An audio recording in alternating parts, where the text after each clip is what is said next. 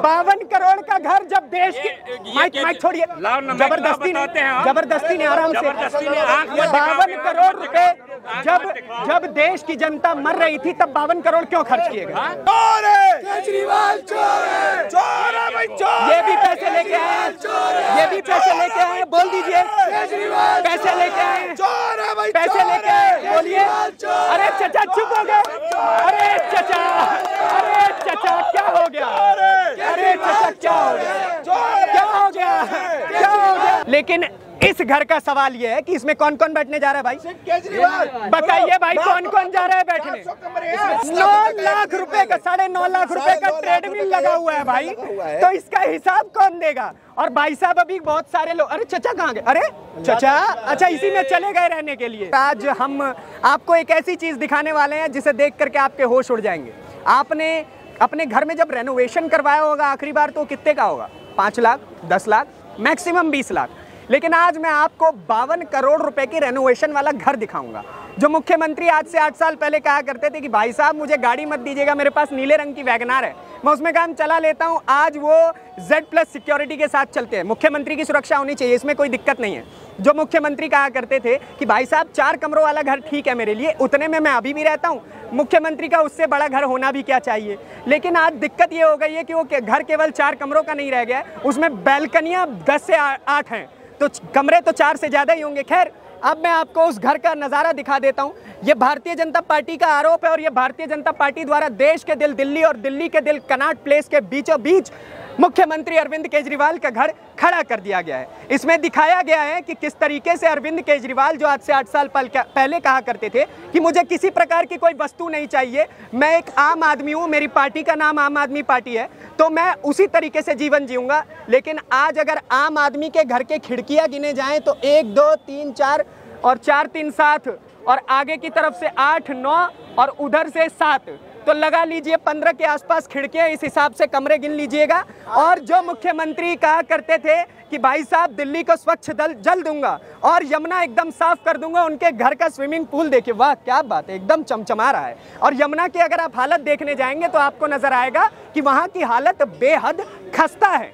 और जो मुख्यमंत्री कहा करते थे कि मैं इस देश की और इस दिल्ली की जनता की जिम्मेवारी लूंगा, उनके एक एक खरोच का हिसाब मेरा होगा।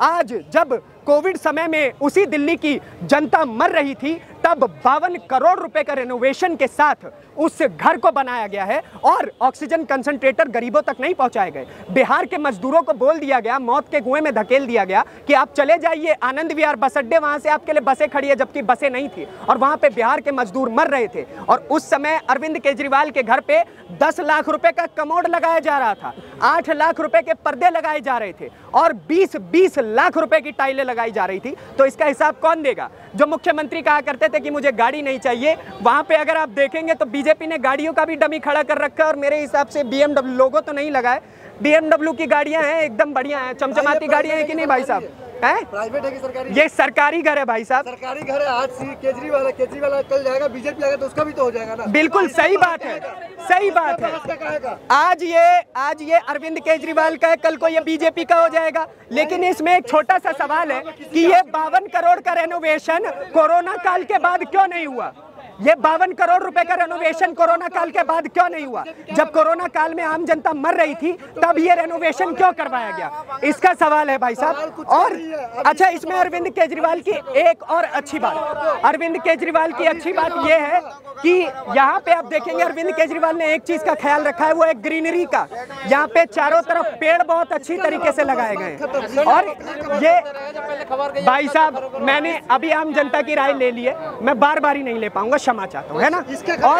और देखिए इस घर की खासियत देखिए कि अरविंद केजरीवाल जो बिल्कुल कहा करते थे कि मैं एक आम आदमी का मुख्यमंत्री हूँ, मैं आम आदमी का मुख्यमंत्री हूँ, वो आज इस घर का हिसाब देने से पीछे हट रहे हैं। ये सभी सवाल दिल्ली के मुख्यमंत्री से हमेशा सुना जाएगा। भाई साहब, कौन जवाब देने को कह रहा है? जवाब देने को कौन कह रहा है? मैं किसी पार्टी का प्रवक्ता नहीं हूँ, घर दिखा रहा हूँ जो 52 करोड़ का भ्रष्टाचार हुआ है, ठीक है। बात कर रहे हैं आप, किसी पार्टी का प्रवक्ता नहीं हूँ मैं। ये देखिए, जैसे ही हम सवाल करना शुरू करते हैं ना तो खलबलाहट मच जाती है। यहाँ पे कुछ चेहरे हैं जो खलबलाहट में है, लेकिन कुछ चेहरे ऐसे हैं जो सीरियसली सवाल करना चाहते हैं कि भाई साहब हमारे घर पे जब चीजें जीरो थी, जब हमारे घर पे लोग मर रहे थे, तब आपने क्यों 8-8 लाख रुपए के पर्दे लगवाए। पीछे से भाई साहब बोल रहे हैं कि रट के आए हो, हम रट के आए हैं। आप पकड़ लीजिए, करके दिखा दीजिए, आपसे नहीं होगा। ब्लेम लगाना आसान होता है। किसी पार्टी का प्रवक्ता नहीं हूँ भाई मैं, किसी पार्टी का प्रवक्ता नहीं हूँ मैं। तो ये था दिल्ली की जनता का पैसा जब जेबों से खींच के 52 करोड़ का घर बनाया गया है।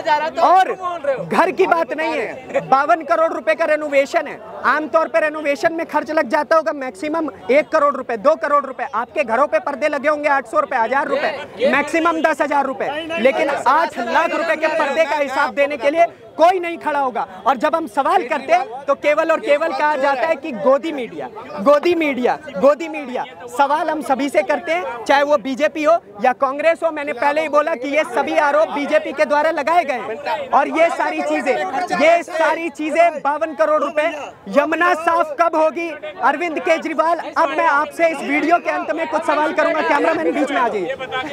अब मैं कुछ सवाल अरविंद केजरीवाल आपसे करना चाहता हूं।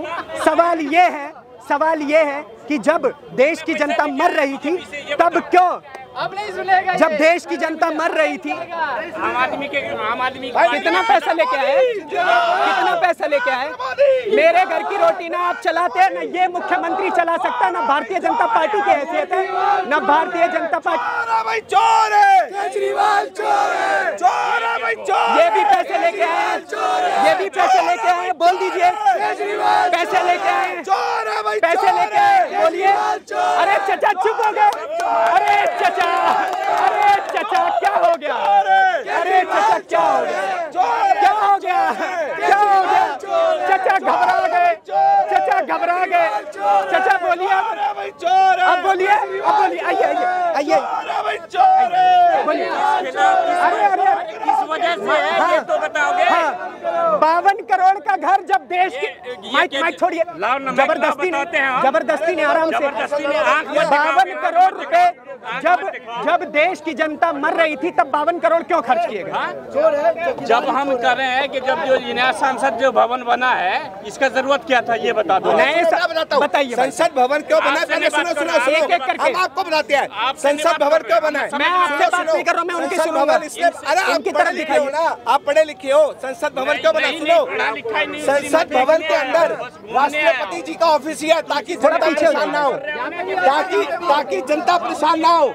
मोदी जी का भी ऑफिस वहीं पे बना है ताकि जनता परेशान ना हो। जब मोदी जी अपने घर से निकलते हैं तो जनता को परेशानी होती थी। संसद भवन इसलिए बना है कि वहाँ पे कोई भी विदेश से मेंबर ऑफ पार्लियामेंट आता था, उनको होटलों में 50,000 देके 1-1 लाख देके एक और बड़ा कारण ये भी है, इसका एक कारण और है। उसी संसद भवन में कोई भी मेंबर ऑफ पार्लियामेंट आएगा उसको वहाँ पे रुकवाया जाएगा, उसका खर्चा बचेगा। वहाँ पे सोलर एनर्जी लगी है, सोलर एनर्जी के प्लांट लगाए गए हैं। जहाँ संसद भवन में करोड़ों का बिल आया करता था साल के अंदर, वो फ्री आया करेगा सोलर एनर्जी से, उसका पैसा नरेंद्र मोदी सरकार बचा रही है। ये भी है कि जो एक सेकंड भाई साहब, जो संसद भवन बन रहा है उसी संसद भवन में आपके और हमारे हिस्से के निर्णय लिया जाएंगे। उस संसद भवन में कांग्रेस के भी लोग बैठेंगे, टीएमसी के भी बैठेंगे, बीजेपी के बैठेंगे, आम आदमी पार्टी के बैठेंगे।